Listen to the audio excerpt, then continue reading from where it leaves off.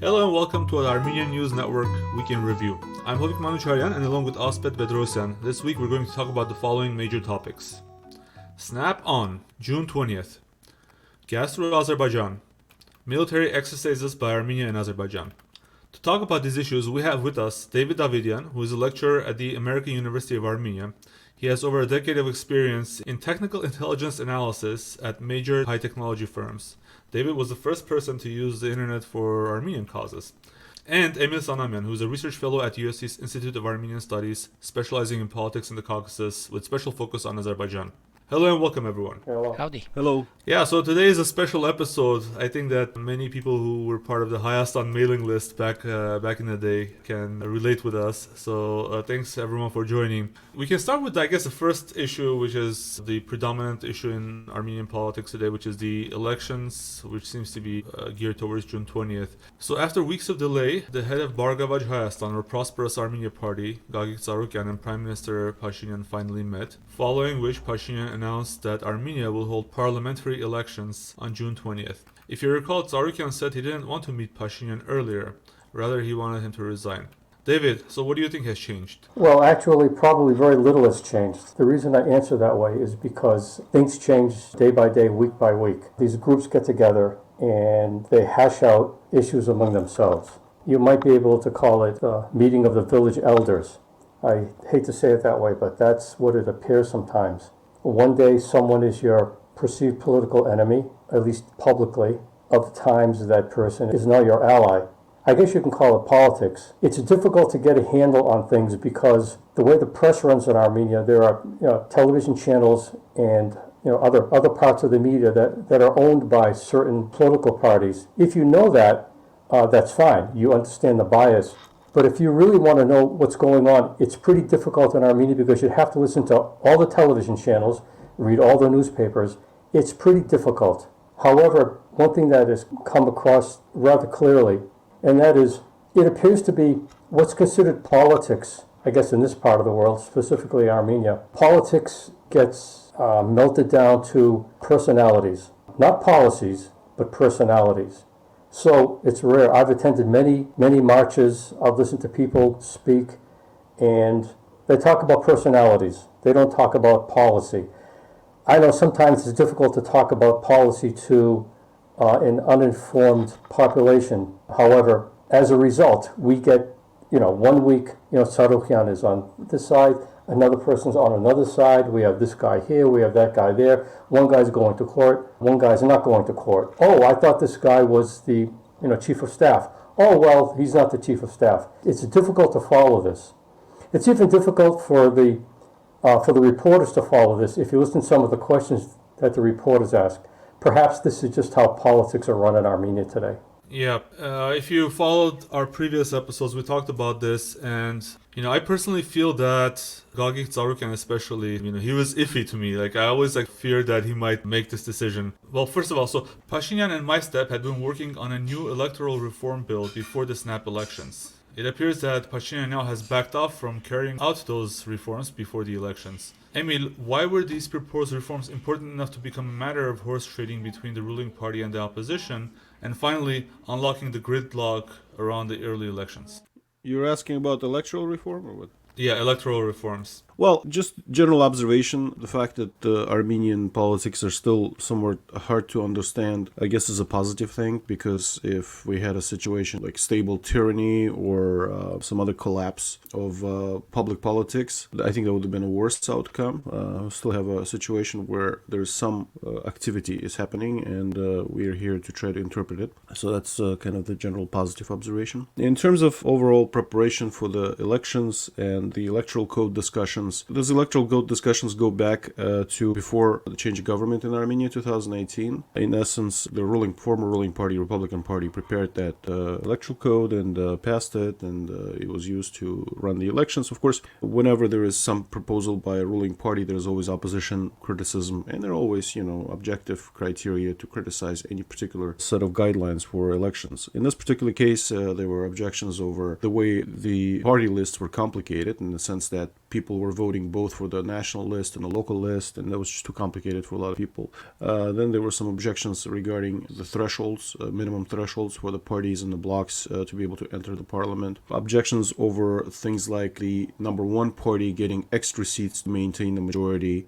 Objections over the fact that smaller parties would get extra seats to be able to enter the parliament, because there is a minimum requirement according to the electoral code to have 3 parties in parliament, and this is how the Bright Armenia ended up entering parliament. They were just below the threshold. So if we go back to the previous electoral cycle, which was a second 2018 cycle, December 2018 elections, the government at the time, Nikol Pashinyan, actually, or the people associated with Nikol Pashinyan, were proposing an electoral code change that would have increased the number of parties, that minimum number of parties that had to be represented, I think, to 4. Also, the conversation was about bringing down the minimum thresholds. And those changes were blocked by a Republican Party in parliament who still had the majority.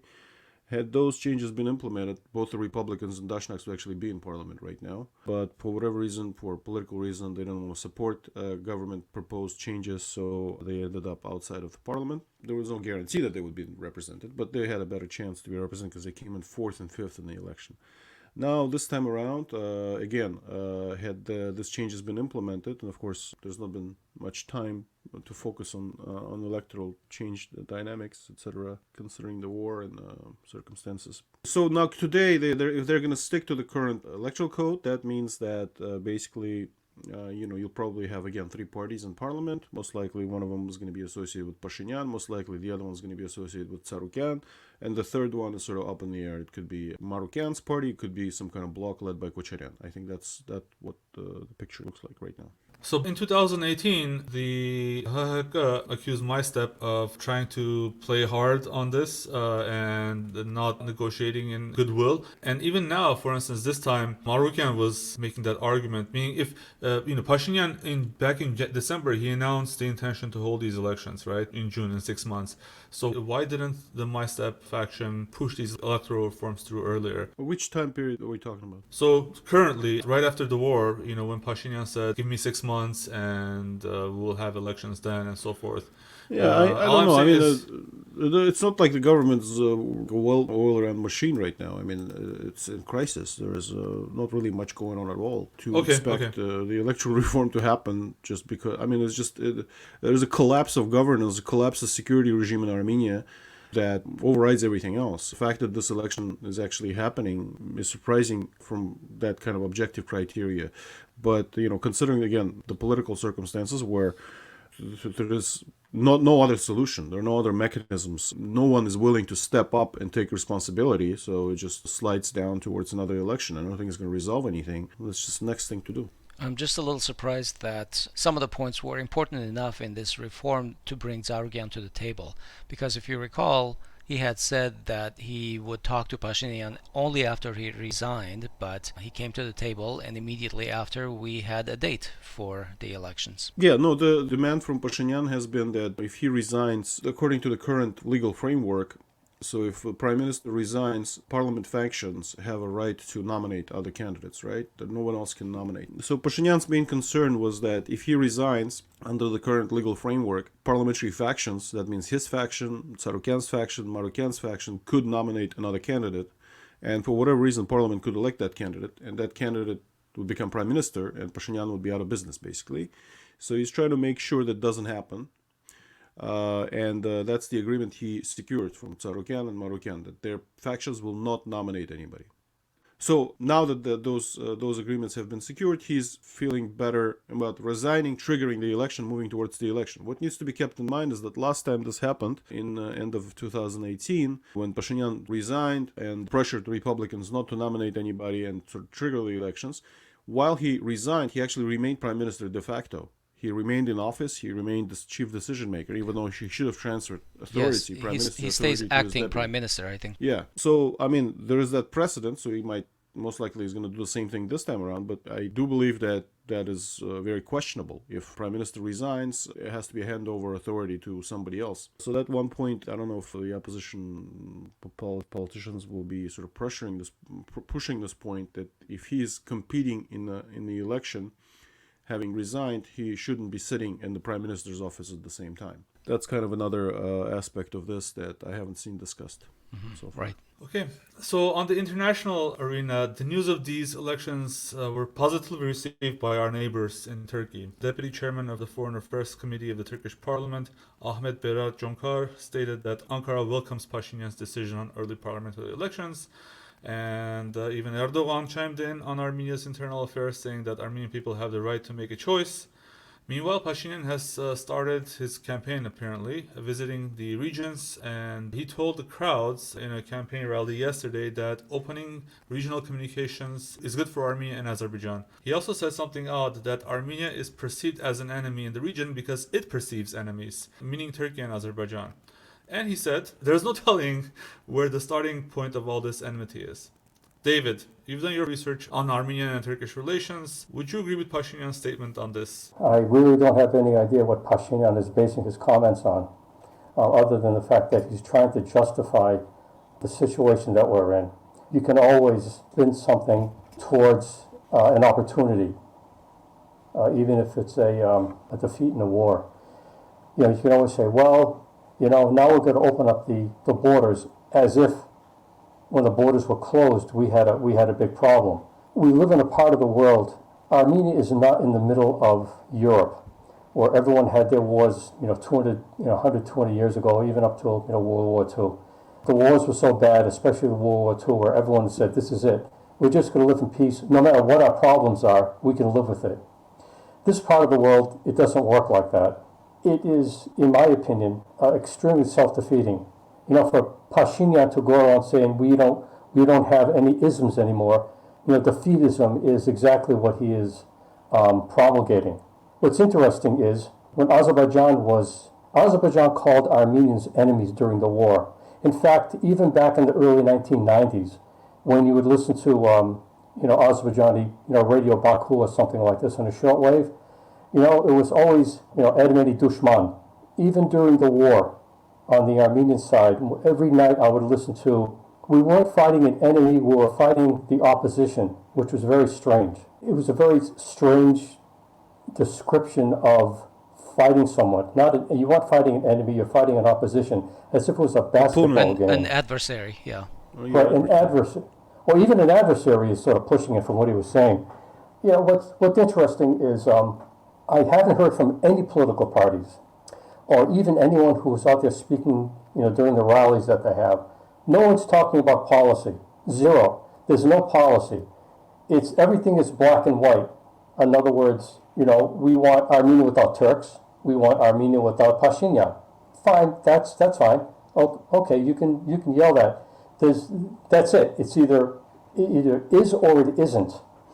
What's interesting is if you go back to people who know more than we do. For example, I have a quote on the screen. I didn't memorize this. This is from Sun Tzu, the Art of War, almost 3,000 years old. He said, "We cannot enter into alliance with neighboring princes until we are acquainted with their designs. We are not fit to lead an army on the marches unless we are familiar with the face of the country, its mountains, its forests, its pitfalls, its precipices, its marshes and swamps." I would absolutely challenge Pashinyan and ask him, you want peace? We all want peace, but peace based on whose interpretation of peace? War. Whose interpretation of war? Yes, we can always say, okay, fine, we were defeated, which apparently that's not said that much. We were defeated. However, there is an opening. What's the opening? Well, as we'll talk about shortly, perhaps in a year or so, maybe even sooner, Armenia may be running on Azerbaijani gas. Will there be a corridor through Mehri? We don't know. We just don't know. But for Pashinyan to go around saying that we are perceived as an enemy because we perceive others as not acting in our interest is extremely naive. Extremely naive. In fact, that naivete is probably part of the reason why we're in the position that we are in now as a country. I mean, if I didn't know who said this, it would almost seem like one of those genocide apologists who said, leave history to the historians and so forth. Emil, am I wrong in this? I'm not sure I quite understand what you mean. Well, he said, don't seek enemies. We don't know who's started it first.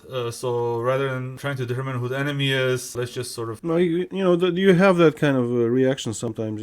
Kids can't prevail in a fight, and pretend like there was no fight. Bottom line, yeah, I mean, everybody wants peace. I remember asking a representative from MHP, the Bozgurt party of Turkey, what was their priority in the Caucasus, and he said it was peace. So, yeah, everybody should use peace rhetoric. I think that makes a lot of sense. I don't object to that at all. The question is practical policies and practical solutions and practical outcomes. When you have what you have right now in Armenia, I don't think peace statements will be sufficient to achieve peace. And yes, the history is long and tortuous, and I think there is plenty of room for self-reflection for the Armenian decision makers, etc. Whether the way Armenia has approached relations with Turkey in the last 25 years has been in the interest of Armenia, whether the Armenian diaspora efforts to recognize the genocide has brought about anything positive for Armenia or Armenians. So that's definitely something to reflect on. Sometimes you just look at the history of the first Armenian Republic. Literally 3 years after the deportations and massacres, they already were talking to Ottoman Turks and trying to make peace with them. Now we are in the position of obviously much more comfort and pretend like what happened more than 100 years ago is more important than what happened last year. I think is very, very, I don't know what would be the best way to describe it, selfish. If you look at what's happening right now, the priority again is Biden's recognition of the Armenian genocide. More than 3,000, possibly 4,000 Armenian soldiers just died. And many of them died from direct action by the Turkish government, Turkish military, possibly majority of them. The most outrageous war crimes were committed against their bodies, against the bodies of civilians, people captured alive, killed, executed. That's not the priority for the Armenian American community. What happened 100 years ago is a priority. Definitely, I think, puts a big question mark as far as, this whole notion of whether there is really one Armenian identity, one Armenian community. I think that's definitely something to discuss. Okay. Earlier in the week, Ilham Aliyev also noted that he's ready for open communications with Armenia. This was a day before the Gazprom announcement. A day later, Gazprom announced that gas to Armenia would be rerouted through Azerbaijan during the time when the pipeline section going through Georgia is undergoing maintenance.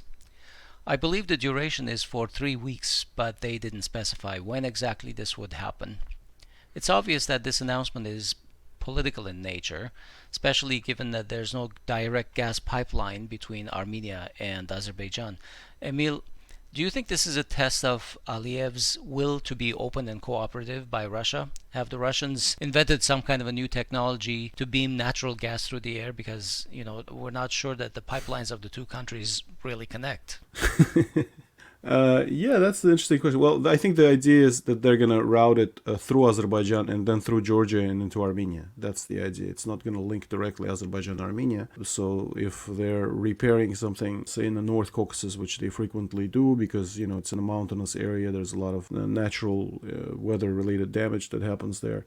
They would want to reroute via Azerbaijan. It's possible to do, and there is general policy, it seems, by the Russian government to deal with Georgia as little as possible. So if they will have this opportunity to route gas primarily through Azerbaijan, even though it would have to sort of veer into Georgia, but go through a shorter distance than it goes through now, they would probably try to do that, maybe even make that permanent. Because I'm not a gas technician. Maybe David knows this better, but it seems to me pumping gas through Azerbaijan might be easier. And there is also the fact that Azerbaijan exports its own gas, so there's always the infrastructure is there, so it could be some kind of swap happening, and that's been going on for a while actually. Initially, when Azerbaijan was not producing a lot of gas itself, they would import gas from Russia and Iran and sell that gas to Georgia as their gas, because for Georgia it was politically controversial to buy gas from Russia, so they would pretend like they're buying from Azerbaijan, where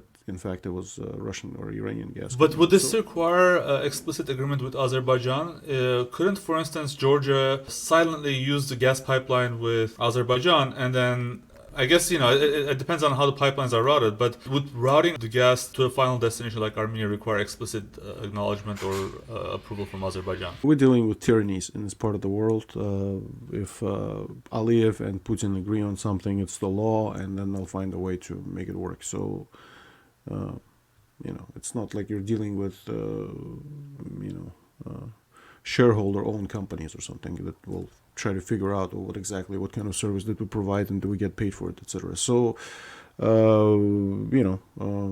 they'll find a way to make it work. It's making sure that the amount of gas coming into Armenia stays at a relatively stable level. So whether it happens with the main Russia-Georgia-Armenia gas pipeline shut off temporarily, maybe not temporarily or not, I think that's, again, the infrastructure is there. So at this point, I don't think it's a major concern that the gas coming into Armenia comes via Azerbaijan and Georgia, or just via Georgia.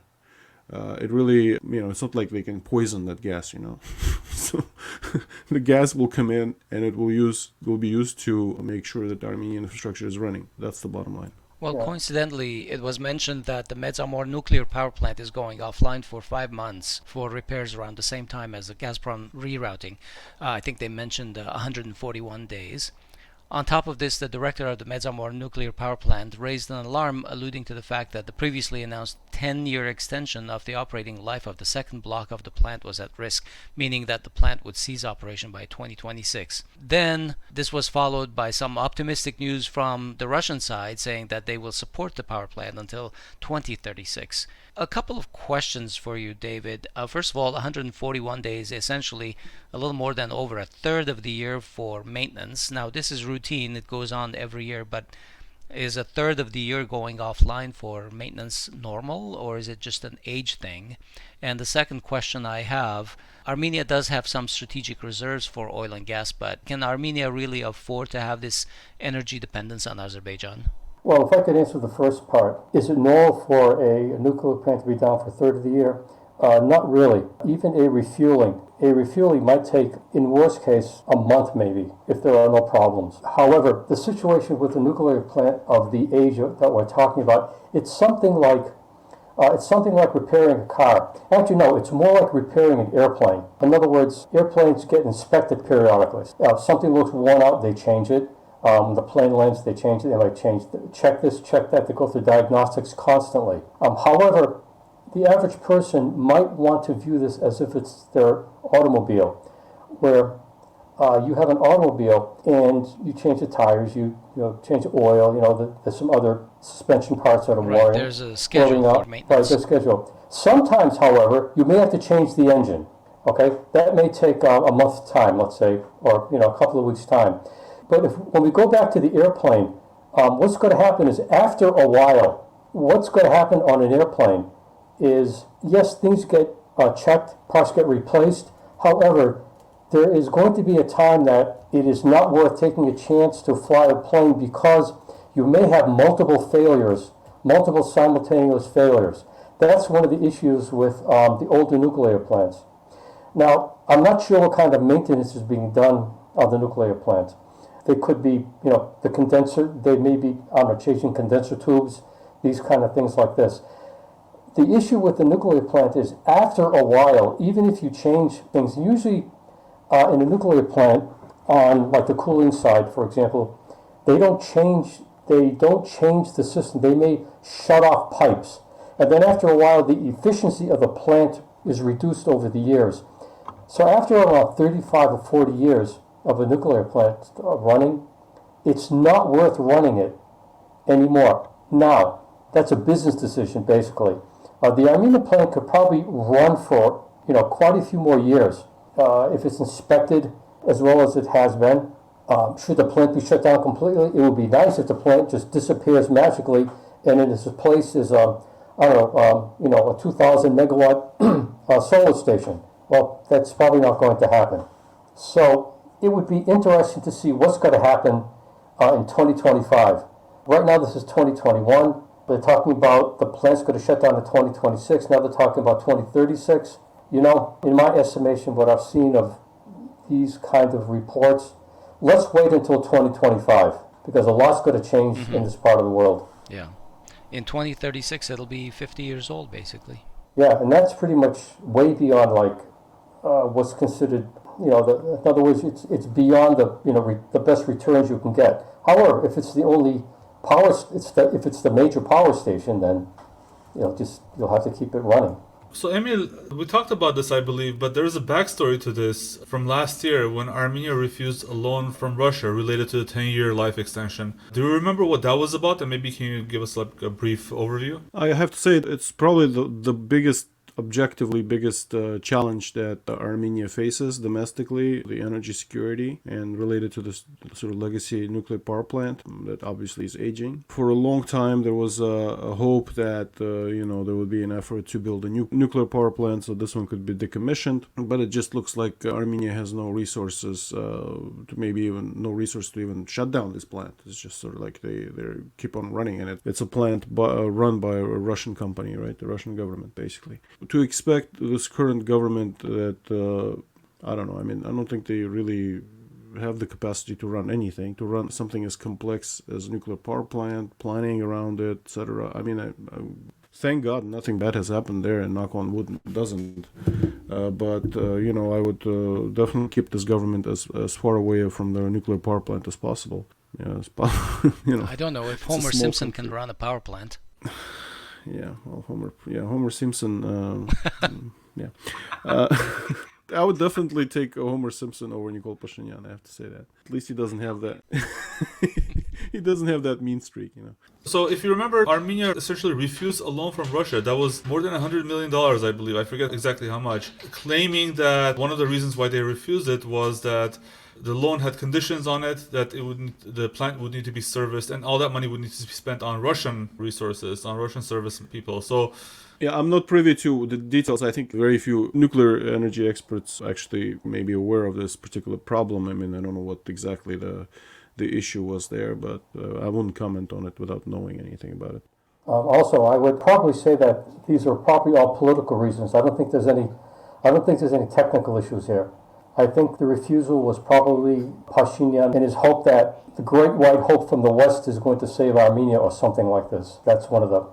I don't know if they ever really articulated that. This government has been going from one bungling of an issue to another. It's not like at any point they had any promise from U.S. or any other Western country, the very first visit that Nikol Pashinyan had to Brussels was a flop. He had an argument with the European officials, complaining that it didn't help Armenia and it was democratizing, and European unions didn't. Yeah, they don't care. I mean, come on. How much longer do we need to pretend like anybody cares about what happens in Armenia? I mean, there are a few people who have Armenian roots. That's pretty much it. And why should anybody care? It's just a small country of 3 million people. All right. So on March 10, Azerbaijan announced military exercises, as we know, to start on March 15. It's an unusually short lead time. The drills were near a repeat of its exercises in May 2020. Probably in response, on March 12, Armenia announced military exercises to start on March 16. Now that the exercises are done and thankfully passed without incident, Emil, what is the deal with these dueling military exercises? Don't these events raise regional temperature, and where the slightest error could spark clashes, or is that the point? This has just been such a perfect region before this exercise, Hovik. All of a sudden, the temperature is going to get raised to a point that everybody's going to be uncomfortable. No, I mean, yeah, it's going to be. They're going to keep having exercises and keep trying to scare each other, keep trying to push each other into a corner. And so far, of course, Turks are doing it much better. They have greater resources. Armenia cannot mobilize Russia to the extent that is in Armenia's interest to be able to deter Turkey. What this exercise has shown, and not just the exercise, but prior to that, all of this air activity that was happening with the Russian transportation plane basically bringing stuff into Armenia, both from Russia, mostly from Russia, but also from Syria. Basically, they're rearming, replenishing resources that Armenia has lost, but of course it's easy to bring in, I don't know, a few dozen tanks or artillery pieces that most of them have been destroyed during the war, but it's much harder to train crews and to be able to achieve the level of sophistication and then again, to what end? I mean, when you have the other side that has the technology to fire at you from a distance that you cannot challenge them, they might rebuild the army to the same extent that existed before September 2020, but I don't think it's going to make much difference. Is there any indication that new types of weapons were in use during these exercises in Armenia, for instance? I haven't seen any indication of that, and I don't think there should be any indication of that. What did they exercise, Emil? I followed it superficially from a video, and it seems to me it was just a regular maneuver exercise that Armenia has done over many, many years. They obviously they showed that they still have the Iskander missiles, they still have the Scud missiles, they still have the Smerch missiles, etc., or they replenished the stockpiles for Smerch at least. Just to show that they have some capacity. That was the point of it on the Armenian side. On the Azerbaijani side, of course, there was much more technological sophistication in terms of using again the Bayraktar drones and all the other massive number of drones that they have. You have to realize that there is this public element to this, right? You have people in uniforms, the equipment, they're riding around, shooting at targets, etc. And then there is the background to this. The background to this is that Aliyev was able to hire a huge mercenary army. You have to think of the Turkish participation in this as a mercenary army, not just the Syrian mercenaries that were sort of the obvious mercenaries, right, but all of these officers that operated the drones and bombed the Armenian military, Armenian targets. They were basically acting as mercenaries for Azerbaijan. All of the mercenaries that we haven't heard much about operating Israeli technology, another army of mercenaries that supplemented all of this. So basically we have a mercenary force in Azerbaijan that was able to defeat the Armenian army in this war, and you have Armenia that cannot afford, does not even realize that needs to have a mercenary force of this sort of sophistication to be able to contend in warfare today. Armenia does not have domestic capacity. Armenia does not have financial capacity. And this will continue to get beaten unless the strategy and tactics change. Let me diverge for just a moment. What happened to all those Syrian mercenaries? Well, they boarded the planes and went back to where they came from. Did they? That's what what else were they going to do if they're not working? They brought them on planes, they unloaded them, sent them to punch through the Armenian line of defense. After they did that, the fighting stopped. They put them back on a plane, took them back into Turkey and back to wherever the refugee camps they came from. The interviews that I read basically said that initially there was a lot of drama with this Syrian mercenaries because they didn't expect to die in the big numbers that they died, especially in the first weeks of offensive across the line of contact. Mines are killing people, the Armenians are killing people, etc. But then after they were able to overcome and get into sort of the undefended parts of Artsakh, Syrians stopped complaining and started going on a killing spree. There was not a lot of most of the Syrian militia that was there was probably worse prepared for ground combat than like average Azerbaijani army unit, but because they're nobodies and they're cheap sort of cannon fodder, they were used to punch holes. I think those who returned were promised Turkish citizenship or something like that. There was some conversation about that. Yeah, there was some disgruntlement. It's not. Again, we're talking about basically a slave army, higher pay. But there's no court of adjudication they can go to and demand that the contract is respected. So nothing new under the sun. Yeah, these military.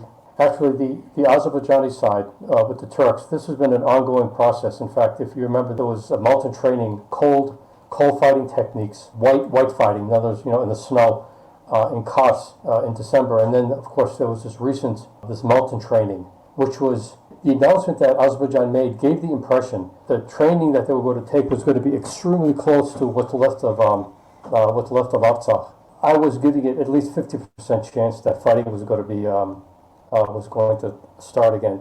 The Armenian side, there were some standard photos that we saw, tanks this, rockets here, but they really didn't say much what they were doing here or there. They really didn't, which is probably good because it sort of turned down the heat, as if the heat has to be turned down, as we said earlier. One thing to keep in mind about exercises in general is that exercise is a particular program, right? You plug in starting point, tasks, and then the ending point. And it's its own complex program. So it's very hard to combine an actual exercise with actual warfighting because warfighting is its own separate program.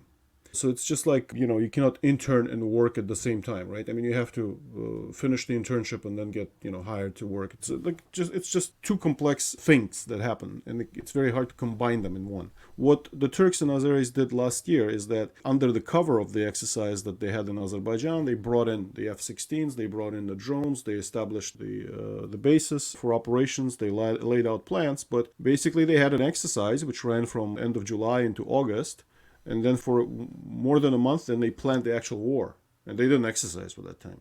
So when you're exercising. It's very hard to exercise and fight at the same time. Moreover, when you exercise, it's work. At the end of the exercise, usually that's the time when your army is the most vulnerable, because during the exercise, people get tired, the equipment gets tired, you need to replenish things, you need to take them back, you need to give people time to rest, etc. So if you look at when, for example, the Turks decided to start the operations in September, this was the day after the Russian army completed its Caucasus 2020 exercise. And if you look at when Saakashvili decided to start the war in 2008, again, it was a couple of days after Russians ended their exercises in North Caucasus. It was the Caucasus 2008 exercise. So at the end of the exercise is when vulnerability is for the party that's exercising. This public relations aspect of it, if it's shown on TV, or maybe the tanks will start crawling in a different direction and start attacking us.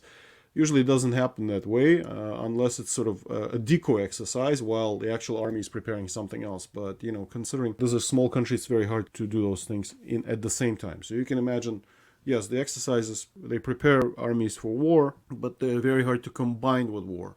So you expect exercise to finish, then some time for recuperation and preparation, and then you can expect war fighting. Yeah, if I could add something to that, the type of exercises, the war games that Armenians engaged in was much more like you'd see in the 1980s and 1990s. What is considered war games based on... I'm sorry, where would you see those in 1980s and 1990s? No, the type, in other words, you have tanks, you have artillery, you have these type of things. Yeah, you have that on both sides. I'm contrasting what Azerbaijan has and what Armenia doesn't have. What Azerbaijan probably spent quite a bit of time, because it's very difficult. You don't just fly drones around and it magically tells you. All this stuff is integrated together.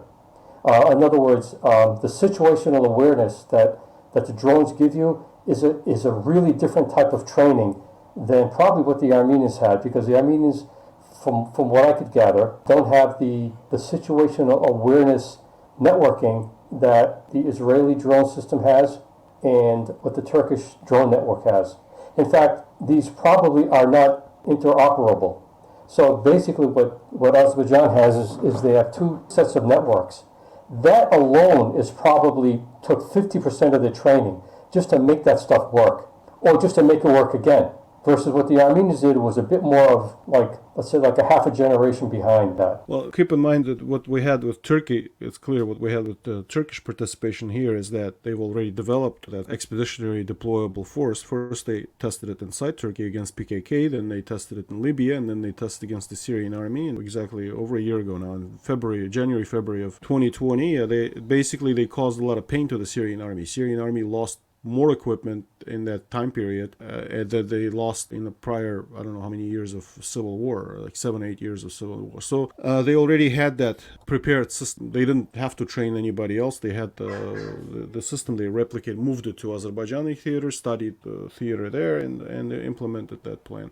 Israelis, of course, also have their own technicians, it's private contractors that go on location, maintain stuff and also run stuff, as we know from reports. They've engaged in attacks on Armenian army. So that's the mercenary force I was talking about. Of course, the Azerbaijanis are also learning from this. Right, the trainers and the operators. Yeah, but primarily it's just roughly checks are being signed and people are doing the work, just like, Aliyev pays for buildings to be built or for ads to be placed. He pays for the military to do services, military companies to do services. And it's not just Israelis and Turks, it's a bunch of Western companies as well. There are people in America who have done services for Azerbaijan, there are people in European countries, etc. So. All right, this is a good place to wrap it up for today. Thank you, everyone. Appreciate your time. Thank you. Well, thank you very much. Thanks. That concludes our program for this Week in Review episode. We hope it has helped your understanding of some of the issues from the previous week. We look forward to your feedback and your suggestions for issues to cover in greater depth. Contact us on our website at groong.org or on our Facebook page ANN-Groong or in our Facebook group Groong-Armenian News Network. Special thanks to Laura Osborne for providing the music for our podcast. On behalf of everyone in this episode, we wish you a good week. Don't forget to subscribe to our channels, like our pages, and follow us on social media. Thanks for listening, and we'll talk to you next week.